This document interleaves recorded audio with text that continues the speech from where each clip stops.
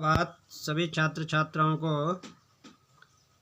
आज पुनः पाठ 2 हिंदी पद्य में आलोक धनवाद जी द्वारा रचित कविता पतंग का शीर्षक आपको बताने जा रहा हूँ। कवि ने इस पतंग शीर्षक के माध्यम से कवि ने भादों के महीने के समाप्त होने के साथ साथ बच्चों के पतंग उड़ाने की जो चेष्टा है उसका वर्णन किया है, और जिस तरह से भादों का महीना समाप्त होता है और शरद ऋतु आती है तो उस समय का कवि ने वर्णन किया है। कल भैया बहनों गूगल मीट के माध्यम से आपको बताया था। इसमें कहा गया है, देखिए, सबसे तेज बौछारें गई। कवि कहते हैं कि सबसे तेज बौछारें, बौछारें का मतलब भादों का महीना चला गया जो तेज बौछारों के साथ वर्षा करता है। और सवेरा हुआ, सवेरा हुआ का मतलब है कि बरसात समाप्त हो गई और अब शरद ऋतु आ गई है। शरद का महीना आ गया है यानी वर्षा ऋतु समाप्त हो गई है। खरगोश की आँखों जैसा लाल सवेरा। भैया बहनों, जब प्रातः जब सवेरा होता है तो आसमान का जो दृश्य होता है सूर्य उदय से पहले वो क्या है, रक्त वर्ण का होता है। इसीलिए कवि ने जो है प्रातः सूर्य उदय से पूर्व के आकाश के जो वर्णन किया है वो खरगोश की आँखों के जैसा लगता है। इसका मानवीकरण किया गया है। ठीक है, सवेरा उपमा की गई है इसके, लाल सवेरा। शरद आया पुलों को पार करता हुआ। शरद माने शरद ऋतु। ऐसे लगता है कि बोल जैसे क्या है, जैसे भादों के महीने में बाढ़ इत्यादि और सड़कों को और नदी नालों को पार करता हुआ जैसे आगे बढ़ता है, उसी तरह से जो है ये शरद ऋतु है, ये भी बोल क्या है, बड़े संघर्ष के साथ आया है। और जैसे पुलों को पार करता हुआ, पार करते हुए, जैसे पुल का मतलब होता है यानी सड़क में बने हुए जो दोनों ओर के मार्गों को जोड़ने का जो एक जो है माध्यम है उसको पुल कहा जाता है। इस तरह से शरद बोल जैसे पुलों को पार करते हुए संघर्ष करते हुए आगे बढ़ करके आया है। अपनी नई चमकीली साइकिल। और शरद ऋतु में बोल जब मौसम साफ हो गया तो बच्चे बोल अपनी क्या है नई चमकीले साइकिलें निकाल करके, क्योंकि सड़कें अब क्या है कीचड़ कांदों से मुक्त हो गई है, सड़कों में कीचड़ समाप्त हो गया है। भादों का महीना समाप्त होने पर तो बच्चे अपने चमकीले साइकिलों को तेज चलाते हुए सड़कों पर निकलते हैं और घंटे बजाते हैं, और जोर जोर से घंटे बजाते हुए जोर जोर से अपने चमकीले इशारों से, यानी अपने चमकीले इशारों संकेतों के माध्यम से जो है जोर जोर से बुलाते हुए, और जैसे अपने क्या है एक दूसरे को संकेतों के सहायता से जो बोल जो है बुलाते हुए आगे बढ़ते हैं। पतंग उड़ाने वाले, किसको, पतंग उड़ाने वाले बच्चों के झुंड को, जो पतंग उड़ाने वाले बच्चे हैं उनके झुंड को जो है आपस में एक दूसरे को संकेतों के माध्यम से बोल जो है इशारा करते हुए, और अपने क्या है चमकीले इशारों से, चमकीले इशारों, चमकीले का मतलब क्या होता है कि अपने मन के जो भाव है उन मन के भावों को जो है इशारों से बुलाते हुए, इशारा माने होता है भैया बहनों संकेतों से जो है एक दूसरे को बुलाते हुए और आकाश को इतना मुलायम बनाते हुए। और कभी कहते हैं ऐसा लगता है बल्कि जैसे क्या है आकाश का जो ये दृश्य है इन बच्चों के लिए बोल इतना मुलायम है, इतना कोमल हो गया है कि आकाश भी जो बोल क्या है बच्चों के कोमल भावनाओं को समझता है, और उनके लिए जो है बोल उसने अपना जो ये वातावरण है इस तरह से जो है निर्मित किया है कि पतंग उड़ सके, पतंग जो है बच्चों की उड़ सके और ऊपर उड़ सके। कहाँ ऊपर उड़ सके, जब आसमान जब साफ होगा, आसमान का दृश्य जब साफ होगा तो पतंग निश्चित रूप से जो है ऊंचाइयों की ओर जा सकेगी और दुनिया की सबसे हल्की और रंगीन चीज़ उड़ सके। और भैया बहनों दुनिया की सबसे क्या है हल्की, यानी पतंगे कागज सबसे हल्का माना जाता है, और रंगीन चीज़ किसके लिए कहा गया है, पतंग के लिए कहा गया है उड़ सके। दुनिया का सबसे पतला कागज, और दुनिया का जो सबसे पतला कागज कौन, ये पतंगी कागज है, कागज उड़ सके।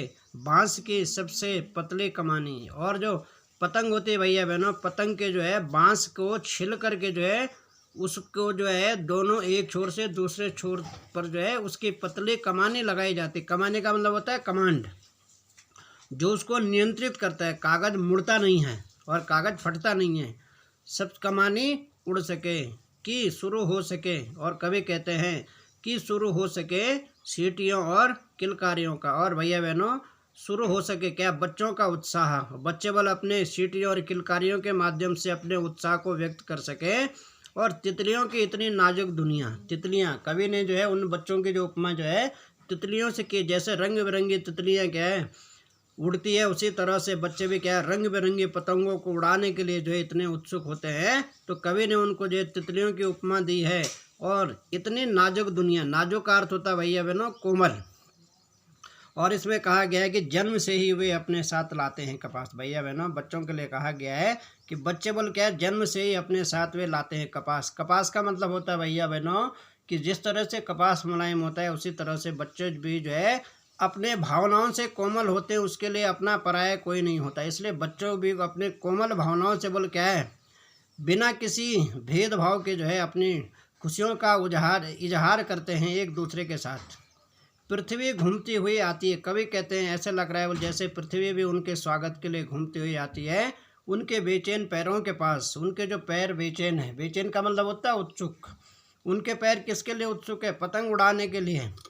जब वे दौड़ते हैं बेशुद्ध, और जब वो सड़कों में बोल क्या है और अपने पतंग उड़ाने वाले स्थान पर जो है बेशुद्ध यानी शुद्ध खो करके जो है अपने जो है जुनून के साथ जो है जब वो आगे बढ़ते हैं, तो भैया बहनों छतों को भी नरम बनाते हुए, और जो छत हैं जब वो घरों के छतों पर पतंग उड़ाने के लिए चढ़ते हैं तो ऐसा लगता है कि जैसे वो छत भी बोले उनके लिए क्या है एक कठोर न होते हुए जो है मुलायम बन जाती है। उनको जो है उनकी कठोरता का एहसास नहीं होता है, क्योंकि व्यक्ति को जब किसी भी कार्य का जुनून होता है भैया बहनों, तो वो तब जो है उस कार्य की कठिनता को नहीं देखता है, बल्कि वो कार्य भी उसे बड़ा सरल लगता है। इसलिए हमको भी अपना कार्य सरल लगना चाहिए, क्योंकि हम भी द्वादश के छात्र छात्राएँ हैं। इसलिए हम अगर पढ़ाई को जो कठिन समझेंगे तो हम भी जो है इस तरह का जो है अपने कार्य को जो है गति नहीं दे सकते हैं। इसीलिए हमको भी अपने कार्य को गति देने के लिए अपने कार्य को कठिन न समझ करके सरलता से जो है उसको बखूबी से जो है